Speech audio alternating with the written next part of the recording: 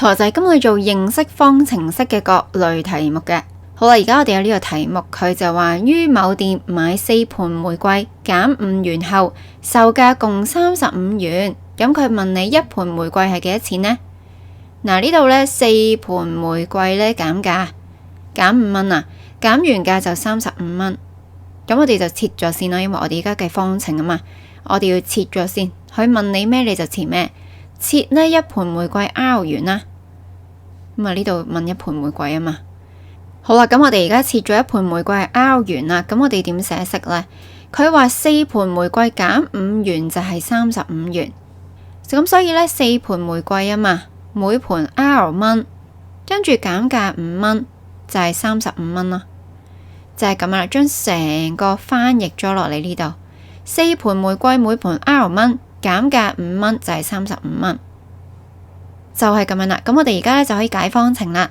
咁首先呢度呢 4R 係黐埋一嚿噶，咁所以你可以做嘅嘢就淨係可以減咗5先。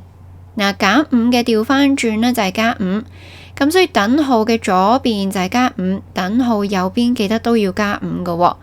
減5加5咪冇咗啦，所以就剩翻 4R。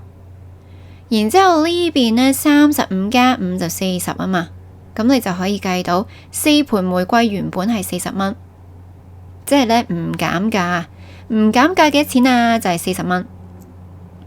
嗱，咁跟住呢，我哋4盆玫瑰40蚊啊嘛，咁一盆玫瑰幾多錢呢？R 蚊呢就係一盆啊嘛。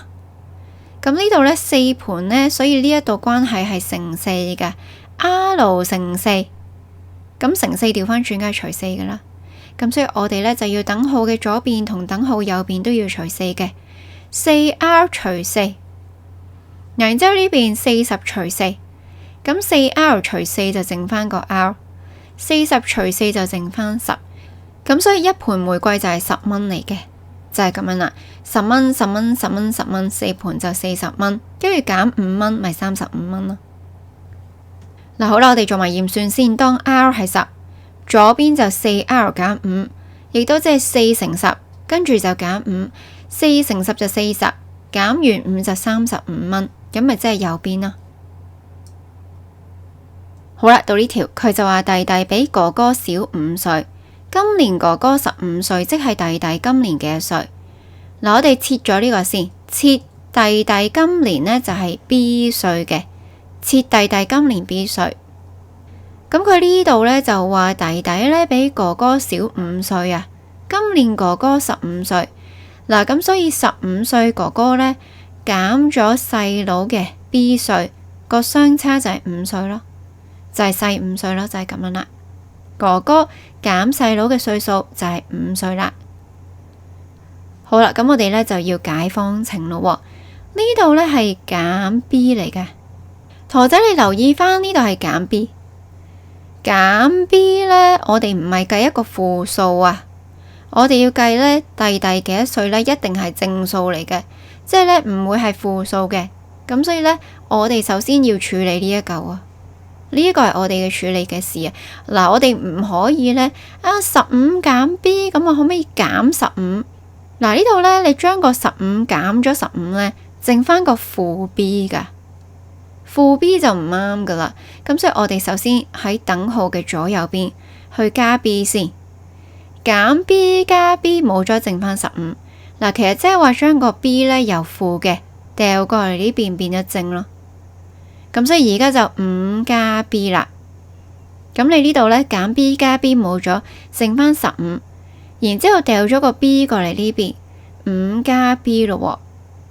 好啦，5加 B， 跟住我哋就要搣甩個5加 B 呢，我哋要減5，就冇咗個5啦。然之後等號嘅左邊都要減5嘅。15減5就10啦，5減5就冇咗，剩翻個 B， 就係咁樣啦。咁所以 B 就係10歲啦，細佬係10歲嘅，弟弟今年10歲啊。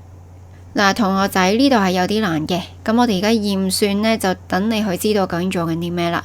當呢個細佬係10歲啊嘛，B 等於10啊嘛，左邊呢就係15減 B， 亦都即係15減10歲，即係5歲咯。5歲咪右邊啦。即係話呢，哥哥減細佬嘅歲數，細佬10歲啊嘛， 15減10歲就5歲啦，咁所以就細5歲啦。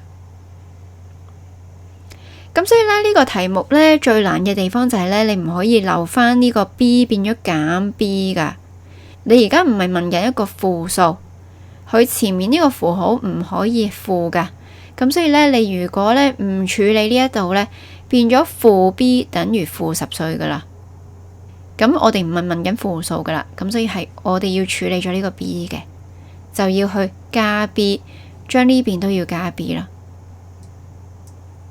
好啦，咁我哋而家呢就有啲題目，我哋要寫方程式咯。佢就話4盆嘅玫瑰可減價5蚊，共售55元。一盆玫瑰幾多錢？嗱，呢度呢切一盆玫瑰 R 蚊，即係話4盆玫瑰每盆 R 蚊，減價5蚊就係55蚊啦，就係咁樣做啦。好啦，到呢度咯，買10個蘋果呢就得優惠呢減8蚊。咁就共需付52元，即係一個蘋果幾多錢呢？嗱，呢度呢要切一個蘋果 A 蚊嘅，即係話10個蘋果，每個蘋果 A 蚊，咁就可以減價8蚊，減完價52蚊。咁到底一個蘋果幾多錢呢？就係咁樣啦。嗱，再嚟咯，弟弟比哥哥小5歲，今年呢哥哥20歲，即係弟弟今年幾多歲呢？佢就切個弟弟呢今年 B 歲。咁即係話20歲嘅哥哥啊，減細佬係 B 歲啦，就係小5年啦。再嚟啦，姐姐比叔叔呢小10歲嘅，今年叔叔35歲喎，即係姐姐今年幾多歲呢？切姐姐今年 S 歲。嗱，呢度話叔叔呢係35歲，咁佢呢減姐姐嘅歲數呢就係10歲啦，咁樣就 OK 啦。快啲上榮恩教室嘅 Facebook 同埋我哋嘅網站度睇下啦！